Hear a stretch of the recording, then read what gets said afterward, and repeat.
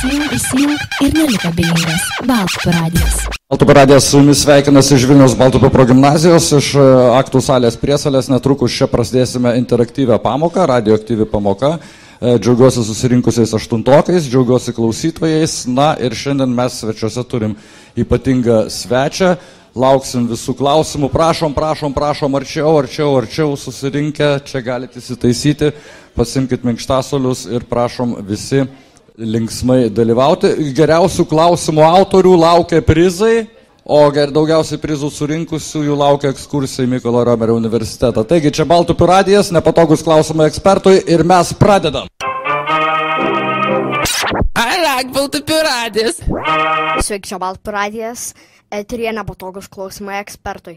Bendras Vilniaus Baltupio progimnazijos, Baltupio radijo ir Mykolo Romerio universiteto edukacinis projektas radioaktyvus profesinio ugdymo pamoka. Su jumis aš, DJ Patrikas ir DJ Domcė Dominikas. Šiandien studijoje žaidimų kūrėjas Marius Kalinauskas ir Mykolo Romerio universiteto studentė Justa. Tai pirmiausia, pristatykite mūsų bendrą projektą, kas tai ko siekiama, kaip vyks. Sveiki, esu Justa, tai kaip jau sakė Mykolo Romerio studentė.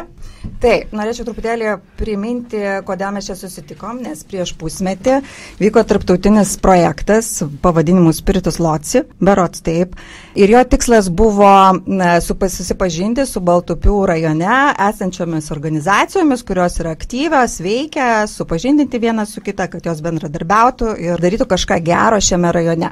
Taip mes susipažinome su Baltupio radijo vadovu Giedriumi Krušnausku ir jūsų progimnazija. Paėmė interviu iš Giedriaus ir jau mintise planavome, ką toliau galėtume nuveikti. Taigi mes studentė su savo dėstytoja Jautrė sugalvojame tokią radio laidų ciklą. Kaip jau žinote, nepatogus klausimai ekspertams, kur jūs moksleiviai galėtumėte pasireikšti ir mums labai svarbu, kad užduotumėte MRU ekspertams visokiausių, ypatingai nepatogiausių klausimų. Ir taip pat noriu priminti, jau Giedrius truputį minėjo, kad geriausi svečio nuomonė ir įdomiausi klausimai bus simboliškai apdovanoti prizais, o paskui po visų laidų ciklų keliausime į ekskursiją į Mykolo Romerio universitetą ir galėsite pamatyti viską gyvai. Taigi, jūs žinote, prieš porą savaičių viešėjo policininkas tyrėjas, po savaitės dalyvaus labai įdomi viešinė psichologijos dėstytoja Oksana, šiandien pas mus vieši jau vaikinai pristatė MRU žaidybinio taikymo mokyme tyrėjas, docentas, lektorius Marius Kalinauskas. Taigi, sveiki, Mariau. Labą dieną. Ar teisingai jūs pristačiau, ar viskas galioja? Gal norėtumėt kažką pakoreguoti, papildyti? Matot, su detalėm tiesiog, kai dirbė akademiniuose sluoksniuose, tų titulų prigalvoja daug, bet iš esmės mano pareigos akademinis yra docentas, o tai, ką aš tyrinėjau, tai yra žaidybiško dizaino taikymas įvairiuose kontekstuose ir labiausiai edukaciniuose. Tai vaizdo žaidimai ir su tuo susiję kontekstai yra mano arkliukas. Supratau. Aš dar labai trumpai, vaikinai, aš pasižiūrėjau internete keletą jūsų lekcijų ir pasisakymų ir manau, kad šioje laidoje atstovausiu tą vadinamąją X kartą, tas jūsų mamas ir tėčius, kurie burba dėl vaizdo žaidimų ir bando suprasti bei įtikinti vaikus, kad geriau, man atrodo, irgi 2 valandas pažaisti krepšinį, arba tinklinį, arba bulvę, nei 2 valandas paraudusiom akimis sėdėti prie ekrano ir užmušinėti laiką. Tai va, tai dabar kaip ir laikas klausimams, kuriuos jūs atsiuntėt ir perduodu žodį vaikinams. Mes turime daugybę nepatogių klausimų svečių. Juos renkame elektroniniu paštu baltupiradijas@gmail.com, bet mes elektroniniu paštu klausimų negavome. Taip pat klausimų atsakymų seriją pradedame su Baltupio radijo priesavyje gausiais susirinkusiais 8. Kelkite ranką, jei norite klausti ir Giedris prieis prie jūsų su mikrofonu. Na, o dabar prieikime prie iš anksto gautų klausimų. Jūsų laukiame virš 30, kai kurie panašus, tad atrinkome mūsų nuomonę įdomiausią. Pradedam. Taigi klausimas jums, Mariu. Vienas klausia, ar norite pažaisti CSGO? Pridėkite mane ant Steam'o. 901136225. Gerai, dabar, kad įsivaizduotumėt, kiek aš senas, tai ir aš žaidžiau CSGO, kai aš buvau mokykloje. Man dabar yra 38 metai ir kaip tik mes rudenį su klasiokais turėsim 15+ metų mokyklos baigimo jubiliejų. Vien tai, kad jūs taikote į žaidimą, prie kurio aš esu užaugęs, yra pliusas. Antras aspektas, kad su metais aš nustojau žaisti online žaidimus su kitais žmonėm. Viena iš priežasčių, bendruomenės, kurios yra, žinot, ką reiškia toxic communities, manau. Toksiškos bendruomenės tai yra tokios, kur, įsivaizduokit, jūs einate į žaidimą pailsėti, gerai praleis laiką, aš dirbu, aš užsiimu dalykais, kurie mane vargina ir aš nueinu į žaidimą ir ten mane moko, koks nors 12 metų paauglys ar vaikas ir sako, kad aš neprastai suportinu ir nemoku žaisti ir kad aš nubas, aš kemperis ir viskas iš to seka ir su ta atsipalaidavimo dvasia atėjęs į pramogą, aš išeinu realiai, pavargęs. Vienas iš tokių įsimintiniausių momentų, kurį man teko pačiam stebėti, kaip vienas mano pažįstamas, tuo metu jam buvo 40 metų, jie žaidė MOBA žaidimą, kažkokią dabar nepamenu pavadinimo tikslaus, ir būry jie turėjo 8 asmenis. Ir vienas iš tų asmenų buvo aiškiai nepilnametis ir jis ko neveikė, tą mano pažįstamą 40-metį vyrą, kuris užima vadovaujančias pareigas įmonį, ko neveikė, kaip jisai tikrai to žodžio prasme prastai suportina. Jis buvo healeris ir nedarė dalykų, kad padėtų komandai. Tai iš esmės aš galvoju, kažkokia keista dinamika, kai žmonės, kurie gyvenime yra labai skirtingi pagal rangą ir pagal statusą, video žaidime labai susilygina ir tas, kuris kaip ir gatvėje būtų žemesnis, tiek amžium jaunesnis, staiga tampa viršininku. Tai va, tai atsakant į jūsų klausimą, pažaisčiau, jeigu žaisčiau online, bet online nežaidžiu ir aš tiesą sakant dabar jau net neturiu CS žaidimo pas save instaliuoto. Iš to pačio žmogaus yra dar vienas klausimas. Kas jūsų nuomonė geriau, CSGO ar Valorantas? Jūs taikote į šaudiklių žanrą ir šaudiklių, kurios yra varžybiškos, competitive. Tai žiūrėkit, CSGO yra ne tik žaidimas. Tai yra brandas, tai yra prekės ženklas, kuris buvo iki jūsų ir kuris turbūt dar, nežinau, tikiuosi ir bus po manęs. Tai yra labai galingas, su didelė istorija, su didelė žaidėjų bendruomenė, pramogos instrumentas. O Valorant yra santykinai naujas produktas, kuris šiaip jau kritikų atsiliepimų sulaukia labai įvairių, vidutinių. Tai aš statyčiau ant CSGO. Taip. Counter-Strike čia tiem, kas nežino. Gerai. Kodėl Valorant skinai tokie brangus? Klauskit tų, kas žaidimą kūrė. Žiūrėkit, vienas momentas, kurį reiktų suprasti, tai yra pokyčiai žaidimų industrijoje, kurie labai stipriai paveikė patį monetizavimo modelį, tai yra kaip žaidimai uždirba pinigus. Tai dabar įtaisai, kuriuos aš matau, daug kas turit rankose, scrollinat, sėdi telefonuose ir didžioji dalis žaidimų, kuriuos jūs telefonuose turite, yra nemokami. Dabar jūsų operacinės sistemos telefonuose irgi yra nemokamos. Kodėl jūs nemokat, pavyzdžiui, už Android operacinę sistemą? Todėl, kad Androidas yra naudojamas kaip platforma jums rodyti įvairias reklamas, kurios ateina per appsus. Tai kadangi nemokami žaidimai iš tiesų nėra nemokami, jūs mokat dėmesio ir peržiūrėdami reklamas, skinų apmokestinimas, ne tik Valorant, bet ir kituose žaidimuose, yra būdas gauti pajamas. Tai įsivaizduokit, kad prie žaidimo dirba keliasdešimt žmonių, kelis metus iš eilės ir jiem reikia visiems mokėti atlyginimus, reikia mokėti už infrastruktūrą ir būtent per skinus, per mikrotransakcijas arba per vienkartinį žaidimo mokestį arba per subscriptioną, season passus, taip yra kapitalizuojamas žaidimo pelnas. Tai brangus todėl, kad jie godus. Taip, o Erikas klausia, koks jūsų mėgstamiausias dinozauras? Koks mano mėgstamiausias dinozauras? Geras klausimas. Jeigu sakyčiau Tyrannosaurus Rex, tai būtų labai banalu, ar ne? Trumpos rankos, didelė burna ir maitėda.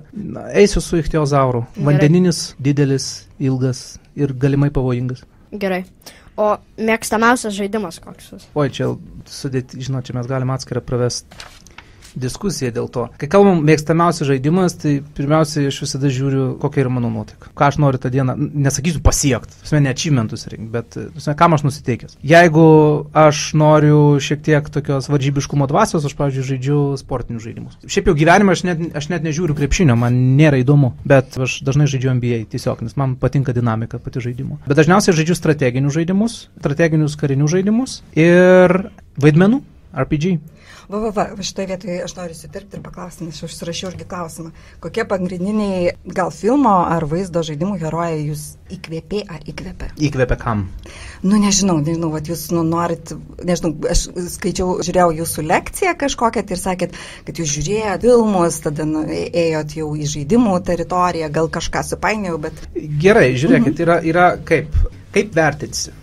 Žaidimas yra pramogos forma tam tikra. Taip. Tuo pačiu metu tai yra patirties elementas.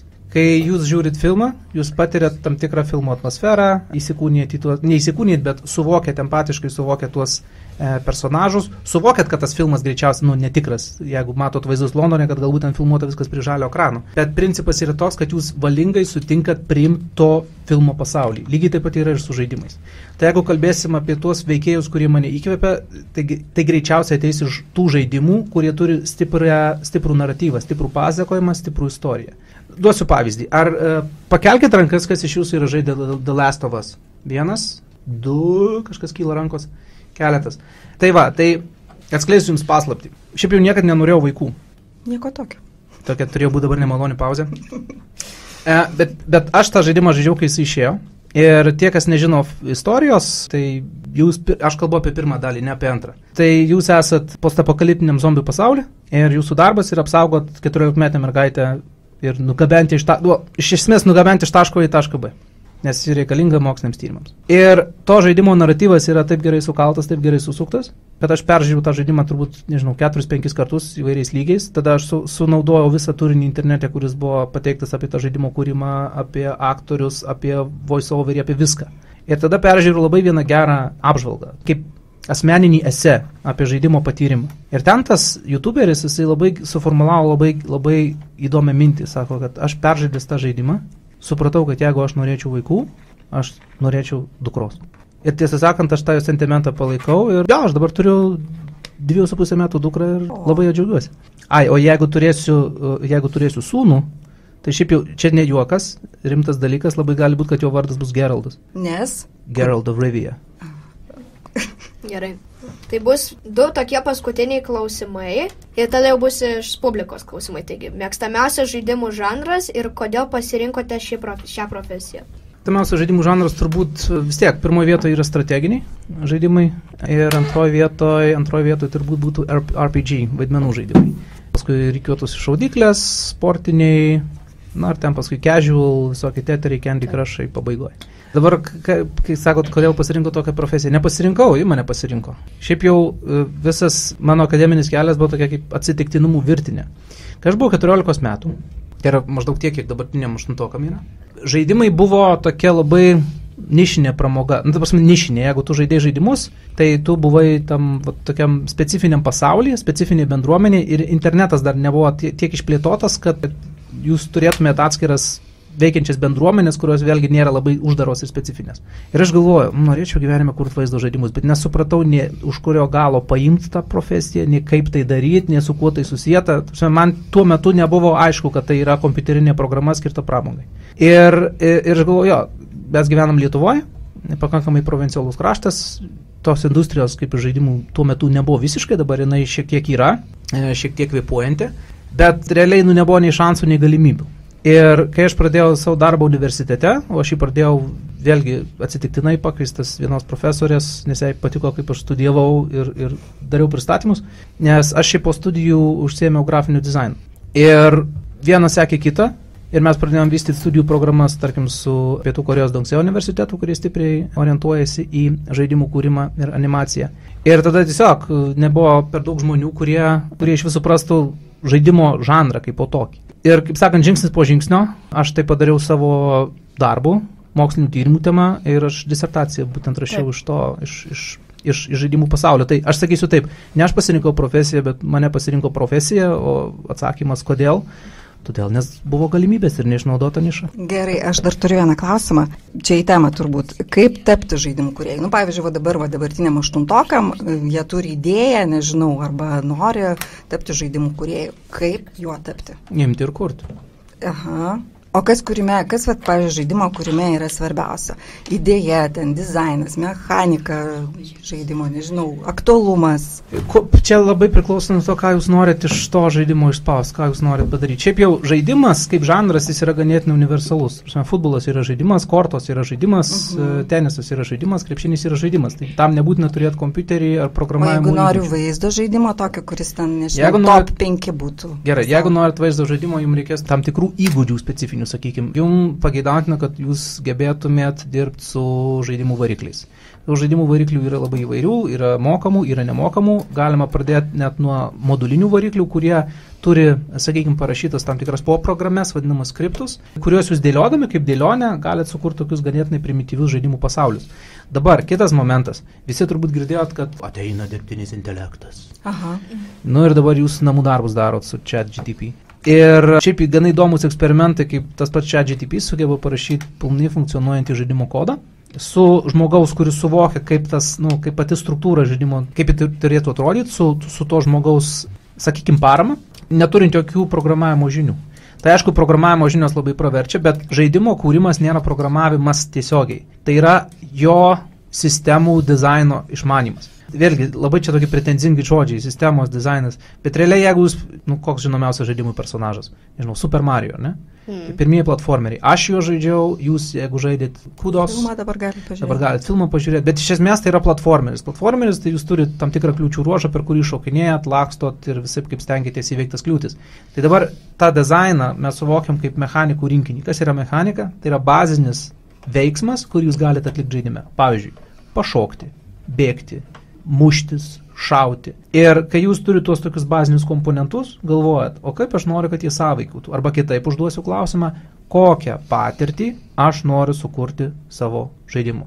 Ir jūs turėsit labai skirtingas patirtis, jeigu jūs žaisit CSGO, Counter-Strike, ir jūs turėsit visiškai kitokią patirtį, jeigu žaisit Dark Souls. Tai bus du absoliučiai neidentiški patyrimai, nors neišmanančio arba žmogaus nemėgstančio žanro akimis, jūs žaidžiate tą patį vaizdo žaidimą ir, kaip sakot, sėdėt raudonom akim ir švaistot laiką. Taip, tai dabar gal jau kreipiamės į Giedrių.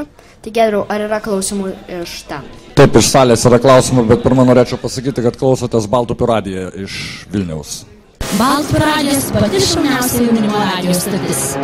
97 ir 90 FM, mes čia priesalėje su aštuntokais diskutuojam ir pirmieji klausimai žaidimų kūrėjai. Norėjau paklausti, o kokią vaizdo plokštę turit?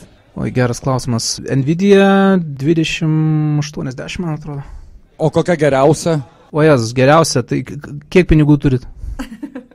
Čia yra kompiuterinės technikos klausimas. Šiuo metu mes geografiniam kartografavimui ieškom vaizdo plokštės, kuri pati kainuoja 6000 pinigų iš GeoForce. Tai aš jums negaliu pasakyti tiksliai savo vaizdo plokštės numerį, nes aš gal pirkau prieš 5 metus ir pas mane žaidimų biblioteka užpirkta tiek, kad aš dar 5 metus galiu jos drąsiai nekeisti ir vis dar turėt ką žaisti. Turime dar vieną klausimą. Kokių esate sukūrę žaidimų? Aš kuriu tiesiogiai ne žaidimus, aš kuriu žaidybiškas aplinkas. O tai reiškia, kad aš pritaikiau žaidimų mechanikos elementus, pavyzdžiui, edukaciniam turiniui. O galiu dar trupai... Dar vienas klausimas apie pinigus. Okay. Kiek galima uždirbti pinigų? Nežinau, kiek galima uždirbti, tikrai galima bankrutuoti, kuriant žaidimus. Tai čia 100%. Tai į tą temą galiu dar truputėlį. Galiu, Giedriau? Taip, galite. Dar vienas klausimas. Palaukit, nešaudykit taip greitai, nesuspėjom. Šiaip apie pinigus gal, aš pajuokavau, bet rimtai atsakysiu. Žaidimų industrija yra iš tikrųjų, jinai darosi labai konkurencinga. Tiem žmonėm, kurie rimtai nusiteikia joje dirbti, jie turi suvokti kainą, kuris su tuo ateina. Tai yra žmonės paprastai entuziastai, jie turi negailėti laiko. Kalbam apie 10 per cruncho periodų 16 valandų darbo per dieną. Kartais be savaitę. Dabar tie, kurie dirba didžiosiose kompanijose, kalbu apie Blizzard, apie Ubisoft, apie Activision jau truputį išeina iš verslo, apie Electronic Arts, jo, ten pinigai yra neblogi, bet yra vienas bendras principas. Jeigu, tarkim, žaidimų kūrėjų, tam kodo rašytojų, ar ne, yra taikomi tokie patys reikalavimai, kuriant žaidimą arba kuriant, tarkim, informacinę sistemą, kuri valdo, nežinau, bankinius duomenis. Tai tas, kuris dirb su bankinių duomenų valdymu, jis uždirb daugiau negu žaidimų kūrėjas. Tai nėra pati geriausiai apmokama industrija, bet kuriuo atveju, jeigu jūs esat geras profesionalas, neskursit. Tai aš dar turiu klausimą. Kuris vaizdo žaidimas uždirbo daugiausiai, kurio box office buvo didžiausias, gal žinoma? Geras klausimas, reikėtų pažiūrėti statistiką, ta statistika keičiasi. Ir aš dabar paskutinių mėnesių jums nepasakysiu, kas yra...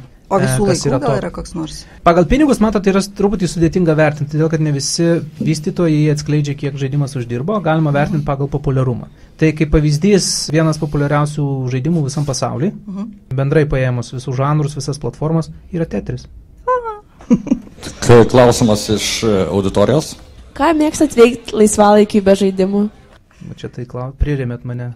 Ką aš mėgstu veikti? Sakykim taip, su savo darbo ritmu ir aplinka. Pirmas prioritetas yra gerai įsimiegoti. Antras prioritetas šiek tiek groju. Tai tiesiog atsisėdus. O kuo grojat? Gitara, elektrinė gitara. Ne tik elektrinė, bet ir. Esu savo mokslis, buto muzikantas. Niekada negroju viešai, bet kaip meditacijos forma. Irgi su gitara? Taip. Liuks. Aš dar noriu paklausti, kiek ilgiausiai atsisėdot ir žaidėt prie vienų žaidimų? Aš turiu rodyti vaikam gerą pavyzdį. Aš 8 valandas ir paskui bloga buvo. Ne, aš 15 minučių, kaip mano tėtis ir liepdavo. Ne, ilgiausią maratoną aš esu turėjęs 28 valandų su 2 valandų pertrauka. Ir, ten gerai pabuvom. Kaip jautėtės paskui? Žiūrėkit, ten gavosi taip, kad... Čia mama klaus. Ne. Tai buvo studijų metais, mes žaisdavom tokį žaidimą vadinamą Stronghold Crusader. Dabartiniai 14-mečiai truputį per jauni, bet jis yra Steam'e. Iš esmės tai yra pilies gynybos žaidimas. Mes taip ilgai pliekėm ir taip ilgai nepasiekėm pergalės, kad aš paskui tiesiog nuėjau gult, o mano kolega, kuris šiaip jau sėdėjo gretimam bute ir žaidė, jisai dar 4 valandas gremžė nuo sienų mano armiją, o aš jau miegojau.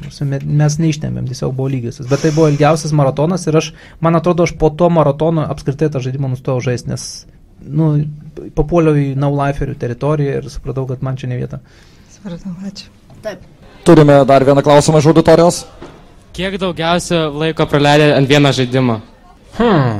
Ten yra keletas konkurentų pas mane Steam bibliotekoje. Apie 8000 valandų. Daug. Įvertinkit, kad man 38 metai. Gerai, nėra daugiau klausimų iš priesalės? Yra dar vienas klausimas superinis. Pica ar kebabas? Kas geriau? Pica ar kebabas? Šiaip čia gilus klausimas. Geriausių klausimų autoriai gaus prizų. Pica. Gerai, aš noriu vieną klausimą. Kokio tipo žaidimas smagiausia, sunkiausia kurti? Sunkiausiai kurti yra vaidmenų žaidimus greičiausiai, todėl kad... O smagiausia? Smagiausia. Smagiausia tie, kurie gerai pavyksta. Tos aplinkos, kurios gerai pavyksta, kur dalykai sukrenta taip, kad jūs iššauktumėt smagumo patyrimą. Kad žmogui būtų, kad jis jaustų geras emocijas tą produktą naudodama. O jums būna, kad kartais kodą reikia rašyti, ar jūs netoj srityje? Būna. Bet aš suprantu tą jausmą, kur rašot ir žiūrit, nepavyksta nieko. Būna taip? Būna liūdniau, kai pavyksta, kai tu sumanymai gyvendini, bet kai tu nuneši tą idėją iki žaidėjo, jisai randa 1000 būdų, kaip apžaisti tavo sumanymą ir iš tavo geros idėjos gaunasi šnipštas. Matau, Gėdžius Liktis dar turi klausimą. Braunosi, arčiau dar vieną klausimą. Kokią nuomonę apie Minecraft'o villagerius? Wow! Geri žmonės. Geri. Ne, iš esmės, vėlgi, jūs pataikote į tą tokį kartų lūžį. Aš žinau, kad Minecraftas yra jūsų kartos dalykas ir turbūt retas vaikas, net tas, kuris nežaidžia, paauglys ar vaikas, net tas, kuris nežaidžia žaidimų, vis tiek yra susidūrę su Minecraftu. Aš patekau į tą kartą, kur apie Minecraftą girdėjau, bet niekada nesu jo instaliavęs. Ir aš, pavyzdžiui, iš studentų, aš mokau ir darbo su grafika, ir su vaizdo montažu. Ir aš gaunu tokių labai specifinių montažų iš Minecrafto viso loro, iš viso pasaulio. Ir jie visi žvengia, jiem patinka, jie suvokia kažką gilesnio, o žiūriu ir galvoju, viešpatie, kodėl aš žiūriu į tuos kubus? Nes kai aš buvau vaikas, tai mes su tokia grafika būtume dalykų nežaidę. O dabar Minecrafto grafika tapo vizualiniu stilium. Jo, bet šiaip mano manimo villageriai yra ne patys geriausi, nes pas juos kainos labai blogos. Nes jie pardavinėja dalykus ir pas juos kainos siaubingos. Čia inside joke. Jo. Galiu dar klausimą? Taip. Dar norėjau paklausti, kokie vaizdo žaidimai buvo sukurti Lietuvoje, buvo ir yra lietuvių ar įmonių prisidėjusių prie labai populiaraus pasaulio žaidimo? Jo, yra. Lietuvių žaidimų industrija, jinai, ne lavono stadijoje, jinai kvėpuoja. Yra žaidimų kūrėjų asociacija, bet vėlgi lietuviai orientuojasi pagrindę į žaidimus mobilioms platformoms. Tai aš dabar prieš akis matau žaidimus. Galit paguglinti Nord Current ir pasižiūrėti jų visą žaidimų biblioteką. Ir tarp jų yra tikrai labai populiarių žaidimų. Taip pat yra Tito Toons, kurie kuria mažesniems vaikams. Tai ir dabar bijau jums sumeluoti, bet man atrodo Baltarusijos kūrėjai iš World of Tanks vienu metu irgi, tai yra labai populiarus žaidimas, vienu metu bazavosi Lietuvoje. Dabar nežinau kokia būklė. Iš žinomesnių, tarkim, Human Fall Flat, dažnai būna Steam'e discountą jam. Ir tiesą sakant, vienas mano buvęs kaip tik studentas, jisai ten dirba prie tų projektų. Tai yra projektų, bet mes neturim tokio blockbusterinio žaidimo, kuris išneštų, tarkim, visą industriją į kitą lygmenį. Viena iš banaliausių priežasčių, kodėl, todėl kad sukurti gerą žaidimą tiesiog yra žiauriai brangu. Tai yra dideli pinigai. Kalbam apie 10 arba 100 milijonų eurų. Gerai, Liktis Gėdrius irgi turėjo klausimą, tai... Dar klausimų turime iš auditorijos. Priminsiu, kad už geriausius klausimus apskritai klausintieji bus paskatinti prizais ir prašom aktyviai dalyvauti. Nežinau, čia cheat kodų prašė kažkokių žaidimų, bet turbūt asmeniškai elektroniniu paštu atsakyti. Jūs žinot, kad dabar tie laikai, kai cheat kodai jau nebegalioja. Ok, dar vienas klausimas iš auditorijos. Kuriuo jūsų sukurtų žaidimų jūs labiausiai didžiuojatės ir kodėl? Ta žaidybiška aplinka, iš kurios aš apsigyniau disertaciją. Aš ją didžiuosi, nes man padėjo parašyti mokslinį darbą ir iš tikrųjų įsitraukti į veiklą su studentais, taip kaip aš iki tol nebuvau to daręs. Tai yra ne tik per dėstymą, atsakinėjimą ir griežtas paskaitas, pamokas, bet ir per interakcijos žaidimų pasaulį. Taip. I like Baltupio radijas. Tai... Dar vienas klausimas iš auditorijos. Girdite nepatogus klausimus ekspertams per Baltupio radiją. Čia tiesioginė radioaktyvi profesinio lavinimo pamoka aštuntokams. 97. Noriu paklausti, ar jūs žaidžiate The Division ir ar jums labai jis patinka? Steel Division klausat. Steel Division ar Division? The Division. Ne tas žanras. Taip, ar dar turime klausimų? Noriu paklausti, čia kalbėjote apie persikūnimus arba vaidmenis žaidimuose. Kuo jums labiausiai patinka būti žaidime? Galvoju, tiesą sakyti ar biškį numuilint. Tiesą sakyti. Tiesą, nepatogus klausimas. Gerai, čia aš galiu eiti giliai arba galiu eiti paviršium. Jeigu giliai, tai reikėtų gilintis į žaidėjų tipus. Žaidėjų tipai tai yra tam tikri žmonių psichologiniai profiliai, pagal kuriuos jie renkasi, kokiu stilium jie norėtų žaisti. Tai jeigu, tarkim, kalbam apie vaizdo žaidimus, kurie yra vaidmenų žaidimai, RPG, tai aš greičiausiai rinkuosi tuos, kurie yra šiek tiek sudėtingesni, tai magai, nekromanceriai, visi tokie, kurie reikalauja daugiau darbo ir sumanumo nei vien brutalios jėgos. Bet jeigu aš, tarkim, žaidžiu strateginį žaidimą su draugais, aš būčiau labiau priskiriamas pagal Bartle tam vadinamam killers žanrui, kur, tai yra manipuliatyvų žaidėjai, kurie nori pasukti žaidimo eigą pagal tai, kaip jiems yra paranku. Tai pavyzdžiui, jeigu draugas prastai suportina, tai aš irgi prarandu kantrybę. Dar toks klausimas vienas iš auditorijos, nenori įgarsinti žmonės, bet koks jūsų geriausias skoras? Kiek daugiausiai taškų esate surinkę žaidime? Kokiame? Aš esu tam amžiui, kai mano taškų sistema iš žaidimo persikėlė į valiutos rinką. Tai geriausias skoras yra tas, kuris apmoka mano sąskaitas. O šiaip, jeigu rimtai kalbant, aš niekada nebuvau tas competitive player, kuris žaidžia dėl išorinių motivatorių. Šiaip, jeigu žiūrėsim pagal žaidėjų tipus, tai jūs kalbat apie žaidėjus, kurie yra vadinami achievers. Tai yra achievers yra tie, kurie tengiasi surinkti visus trofėjus, paimti visus ženklelius. Aš turbūt neturiu Steam'e nei vieno žaidimo, kuriame būčiau surinkęs visus trofėjus. Nes mano pagrindinis motivacinis profilis yra eksplorinimas. Tai yra bet esat surinkę bent vieną? Ne, aš esu surinkęs daug, bet aš niekada nežaidžiu dėl ženklelio. Aš žaidžiu tol, kol ištyrinėju pasaulį ir iš esmės suvokiu, kaip veikia jo visa mechaninė struktūra. Paskui pasidaro nuobodu. Kaip manote, koks šiuo metu yra populiariausias žaidimas tarp paauglių? Čia Lietuvoje klausimas, kažin, ar visam pasaulį. Nes jeigu imsit Azijos rinką, tai jūs tų žaidimų net nesat girdėję. Ir jie greičiausiai bus ant išmanių telefonų. Jeigu imsim Europos Sąjungą, vakarų pasaulį, vienas iš mobo žaidimų arba iš šaudiklių. Tik dabar negaliu įsirinkti. Vis tiek statyčiau turbūt ant Minecrafto, ant senų brandų, ant CSGO, bent jau pagal pardavimus, jeigu pažiūrėsit, kiek, kiekvienais metais, tarkim, Steamas parduoda. Aš nežinau, kiek metų iš eilės CSGO visada patenka į 10 geriausiai parduodamų žaidimų. Nors jau atrodo, kaip ir visi turėtų turėti. O ar dar turim iš auditorijos klausimų? Jei neturite, aš galiu paklausti. Gerai, klausim. Ar vaizdo žaidimai nėra time killer užsiėmimas? O sėdėjimas radio studijai? Yra, bet žiūrėkit, čia yra tas stereotipinis požiūris. Vaikeli, švaistai savo laiką. Švaistai, bet jūs yra 1001 būdas, kaip tą laiką švaistyti. 1001 būdas. Kai skaitai knygą, nešvaistai laiko. Gerai, kitaip paklausiu, ką išmoksti žudydamas kitus vaizdo žaidime? Daryta efektyviai. Tai... Gerai, aš sakyti. Dabar pirma, ne visi vaizdo žaidimai yra susijęti su žudimu. Ne, vienareikšmiškai. Antras momentas. Yra senas naratyvas, kad vaizdo žaidimai skatina prievartą. Ir šiaip jau mokslas dabar jį gan drąsiai paneiginėja, todėl kad žmonės, jeigu jie yra psichiškai sveiki, neišsiskiria jokių deviantinių elgesių, jie suvokia, kur yra lėlių pasaulis perkeltinė prasme, kur yra netikras pasaulis ir kur yra tikras pasaulis. Problemos prasideda, jeigu jūs nejaučia tos ribos, bet tai yra jau psichinis sutrikimas ir jis jums gali pasireikšti nuo filmo, nuo knygos, nuo bet ko. Bet vis tiek egzistuoja tokia priklausomybė nuo žaidimų. Aš tai pasakysiu. Amerikos psichologų asociacija kvalifikuoja priklausomybę nuo žaidimų kaip vieną iš priklausomybės formų. Dabar aš kategoriškai nesutinku su jų vertinimu, Todėl, kad priklausomybė nuo žaidimų dažniausiai yra kaip reiškinys atsirandantis dėl kitų įvykių jūsų gyvenime. Tai pavyzdžiui, jeigu jūs turite tam prastus santykius mokykloje, su šeima, su draugais, neturit savo socialinio rato, žaidimai yra naudojami kaip escapizmo forma, kaip pabėgimo nuo realybės forma. Tai jūs labiau priprantat ne prie paties žaidimo, bet prie tos saugios aplinkos. Kitas momentas yra, jeigu žaidimai turi lošimo elementų, tuomet, aišku, skatina įvairių biocheminių procesų jūsų smegenyse atsiradimą ir jūs gali turėti priklausomybės požymių.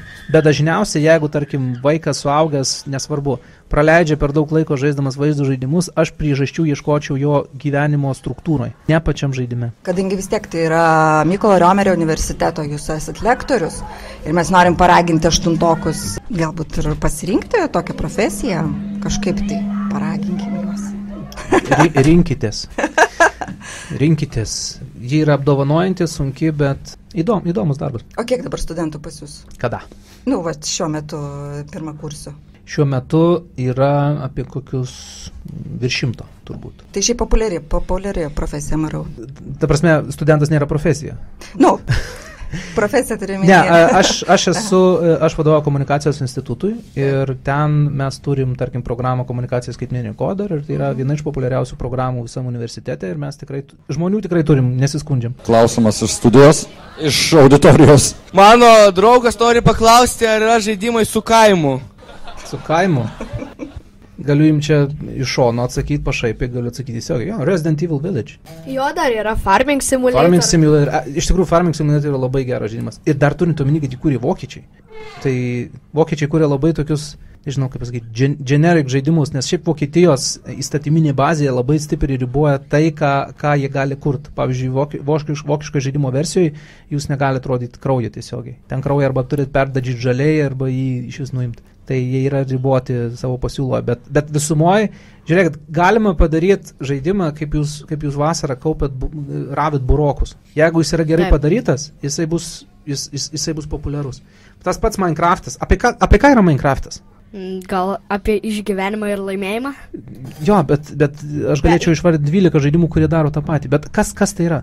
Tiesiog tu esi pikseliniam pasaulyje ir tu keliauji po pasauliu, o tavo šiaip apskritas tikslas yra nužudyti dragoną. O ką jūs galite tam pasaulyje daryti? Tiesiog ieškoti deimantų. Renkat resursus, ar ne? Statot. Kaimelius galite. Žiūrėkit, aš pasakysiu jums pavadinimą, kuris buvo naudojamas mano laikais. Tai yra konstruktorius. Tas konstruktorius yra virtualus ir turi istoriją. Jinai ten gali ją rinktis daryti, gali ne, bet tai yra konstruktorius, tik jis persikelia į virtualią erdvę.